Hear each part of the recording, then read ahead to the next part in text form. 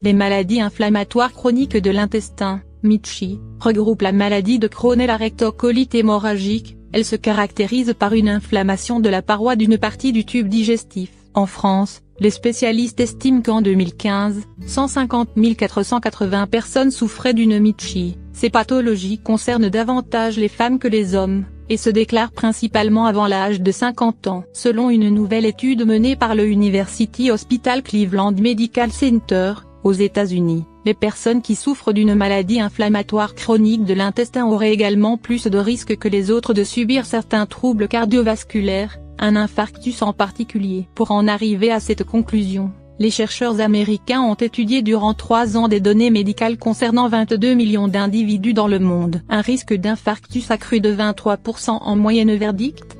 Dans un premier temps, les chercheurs ont découvert que les personnes souffrant d'une MICHI présentaient, en moyenne, davantage de facteurs de risque cardiovasculaire, hypertension, diabète et addiction au tabac, par exemple. En analysant les chiffres, les spécialistes ont également pu déterminer que les personnes souffrant d'une MICHI avaient environ un risque de subir un infarctus du myocarde accru de plus 23%. Cette relation était particulièrement flagrante chez les femmes âgées de 40 ans et moins et ou issues de la communauté afro-américaine. Nous espérons que ces travaux encourageront les patients à prendre soin de leur santé cardiovasculaire et favoriseront la prévention dans le milieu médical, expliquent les chercheurs, qui ont présenté leurs travaux dans le cadre du congrès annuel du American College of Cardiology. Source à lire aussi, une web-série pour expliquer les missiles concentrés de soja contre les maladies chroniques de l'intestin. Les malades atteints de MICHI n'ont pas une bonne qualité de vie,